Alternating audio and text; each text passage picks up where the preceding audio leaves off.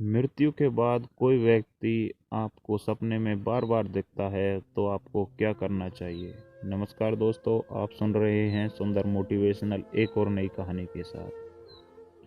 तो रात्रि में जब हम गहरी नींद में होते हैं तो कुछ अजीब से सपने आते हैं जिसमें हम एक दूसरी दुनिया का आभास होने लगता है। मानव शरीर को छोड़कर आत्मा पूरे संसार में भ्रमण करती रहती है और घूमती रहती है। कई बार ऐसा होता है कि हम सपनों में बहुत ही मौज मस्ती करते और कई बार ऐसा होता है कि हम भयभीत हो जाते हैं। अचानक से हमारी नींद खुल जाती क्योंकि हम उस इंसान को देखते हैं जो हमारे बहुत ही करीब था, पर अब वह इस दुनिया में नहीं है।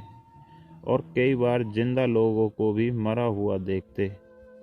मृत व्यक्ति जब हमारे सपने में आते हैं तो कुछ संकेत देकर जाते हैं जो हम समझ नहीं पाते। जैसे आपके घर का कोई सदस्य बीमार है और बीमारी के कारण ही उसका स्वर्गवास हो जाता है और वह आपके सपने में स्वस्थ दिखाई दे, तो इसका अर्थ है मरने के बाद भी उसने एक अच्छे स्थान पर जन्म लिया है।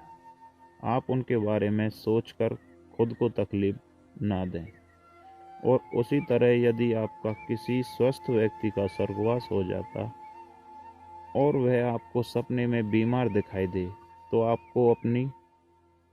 तो वह आपसे अपनी कोई इच्छा पूरी करवाना चाहता है। यदि संभव हो तो आपको लगता है कि मैं ये कर सकता हूँ, तो आपको उसकी इच्छा जरूर पूरी करनी चाहिए, क्योंकि उससे मृत व्यक्ति की आत्मा को शांति मिलती है। ऐसे ही यदि सपने में कोई जीवित व्यक्ति आपको मृत दिखाई दे तो आपको घबराना नहीं है, क्योंकि उससे जीवित व्यक्ति की आयु में वृद्धि होती है। यह भी एक शुभ संकेत होता है।